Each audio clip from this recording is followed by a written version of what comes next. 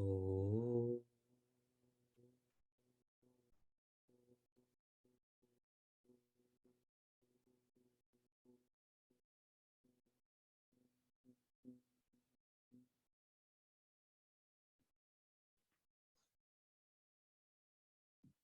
Oh.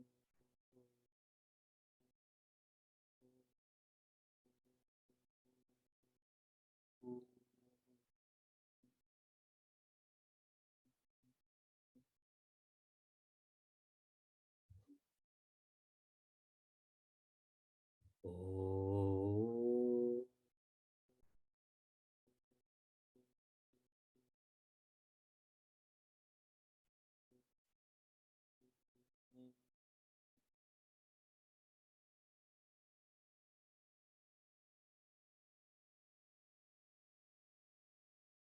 Welcome to Meaningful Mornings. A week ago, I had requested all of you to engage in manana more specifically. That is, to write about what does God or Gita or Guru mean to you. I believe there was 78 reflections. I completed reading all of them this morning, and they were amazing. I will share some of the more amazing reflections over the coming days. For today, a seeker, one of you, wrote that the knowledge of Gita has been internalized and has lit a fire in your personality. And this fire that is now radiating with light, is like a shield that is protecting you from the constant change outside, inside. That is an awesome visualization that the knowledge has lit you on fire, and now you have this shield that it doesn't matter what the context is, that you will be cheerful, that you will be content. This is what our community, this is what Meaningful Mornings is doing to us. Changing our vasanas, changing the print of our personality. If you ask a typical person, all of you are not typical. If you ask a typical person to think about God, that typical person would only know generals about God, and so eventually their thinking would be dissipated. They would have nothing more to think about.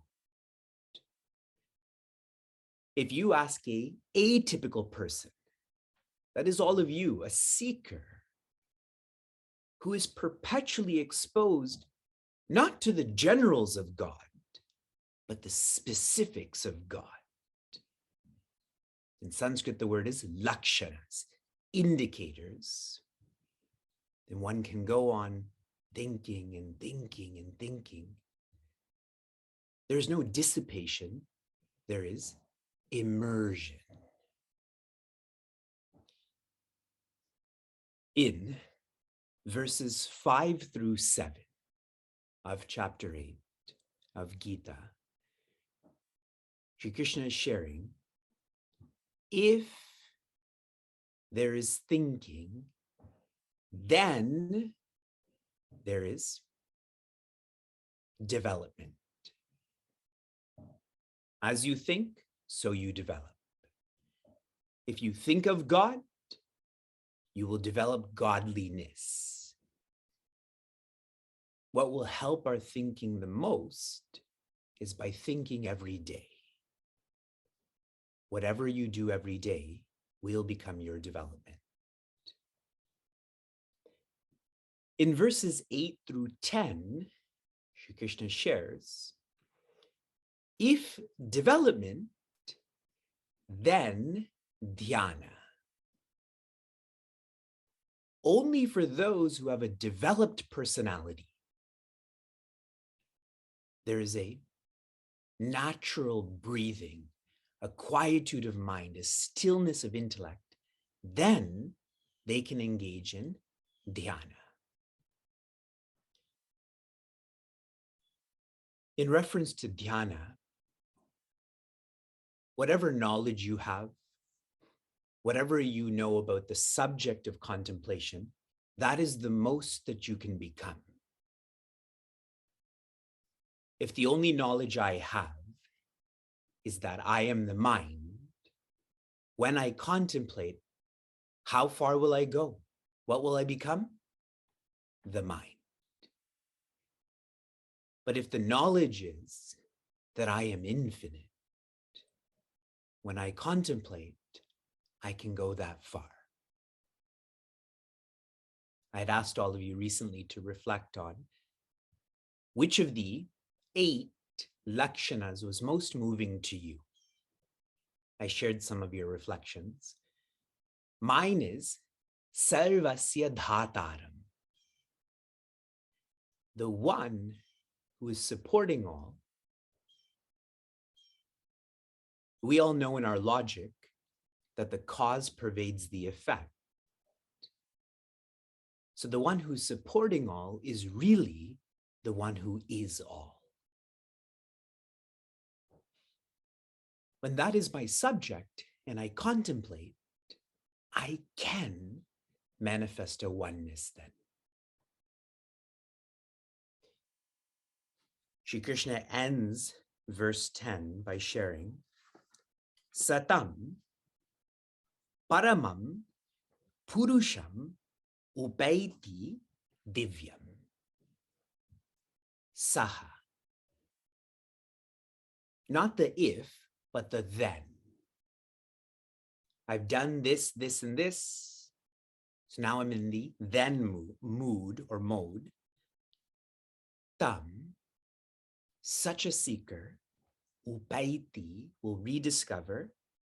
Param, that is sat or existence. Purusham, that is ananda or joy. Divyam, that is chit or awareness. Shri Krishna now shares some insights into helping us with our thinking, helping us with our contemplating. Verse 11.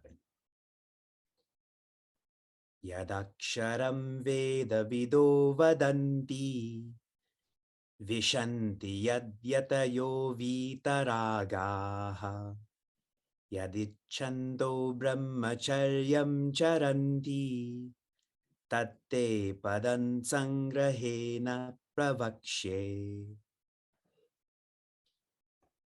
Yat aksharam. What is one to think of? What is one to contemplate on? Aksharam, which I've explained multiple times, it means the infinite. The infinite is indestructible. It means letters, like akshara abhyasa. Veda vidaha vadanti. One should be thinking, one should be contemplating on what the knowers of the Veda speak of, teach of. What is the purpose of the Veda? Akshara or Brahma. Everyone's aligned with that.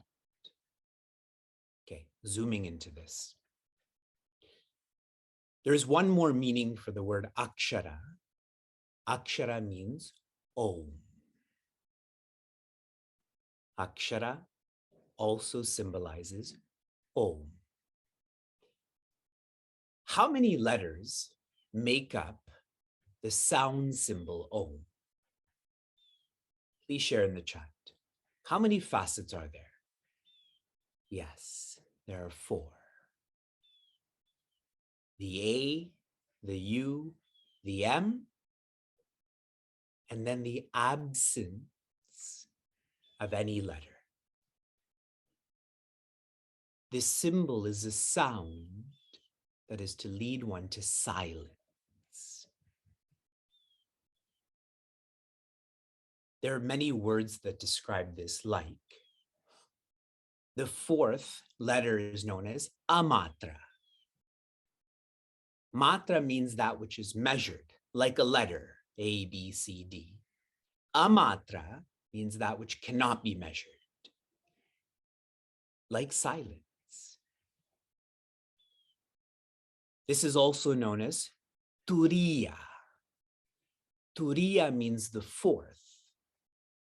The notion being is that AUM represents our changing states, like waking, dreaming, sleeping. Then what is the fourth? Awareness. Awareness knows the change. I shared that yesterday. If you are changing, you don't know that change. So the first line, Sri Krishna is encouraging us to give more of ourselves to Om and to what Om guides us to. I had brainwashed Vyasa on Saturday to share that Om teaches us to be happy.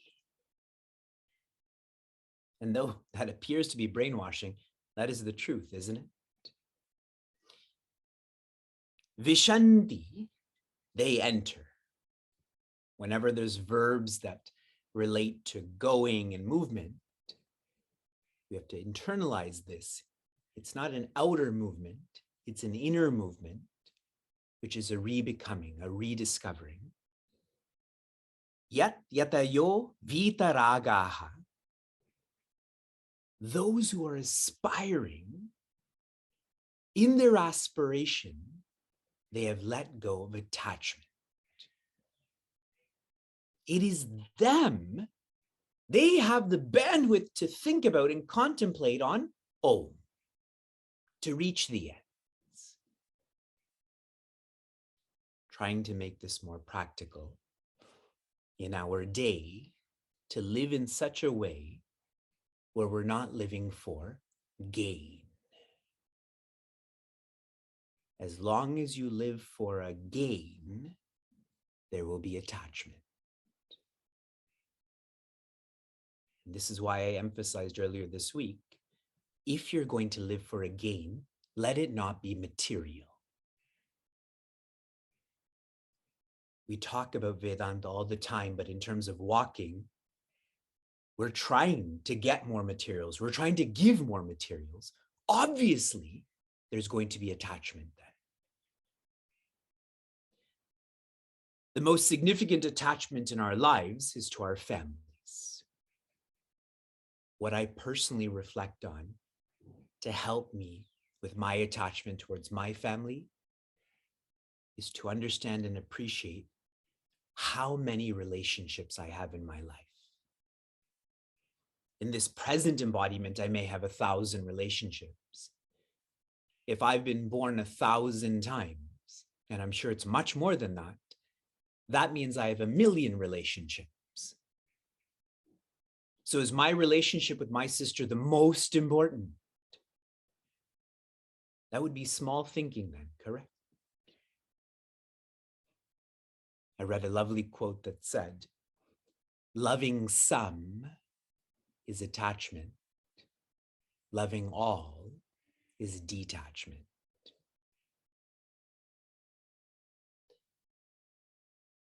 Yat ichandaha brahmacharyam charanti. Shri Krishna keeps orienting us towards charanti, those who want to move towards, to go towards the infinite, then they should also be practicing brahmacharya. In English, brahmacharya means non-indulgence. This is a similar thought to vitaraga, not being attached. When we indulge, aren't we trying to create joy externally? Eating something, drinking something, buying something, even giving something. Puja Swami Tejo Mayananda, he has interpreted this much more rigorously. Brahmacharya is to have all positive virtues and to have no negative vices. That's much more rigorous. How do we get there? Start with not indulging. Tatte padam sangrahena pravakshe, Shri Krishna says, to those who are prepared, they're thinking, developing, contemplating, pravakshe, I'm going to teach them. Sangrahena, briefly. Why briefly? So they think more about it. Tatte padam, about the infinite. In summary, this last quarter and the coming verses are about upasana. Upasana means to sit near. Sit near what? The fundamental. How to be more dedicated to the fundamental. That way, when the functional is collapsing, I am dying. This is my moment of death. Because I was thinking and developing and contemplating on the fundamental, I will go there. That will be my destiny. From inspiration to application, your recent application was, every time you're thirsty, to wait. How many of you tried this? Share your observations if you can. My observation is, whenever we're thirsty, how immediately we tend to this functional matter. Correct? Even though we know water bottles are so bad for the environment, still, if we're thirsty, we'll go out and buy one. That's just for the functional.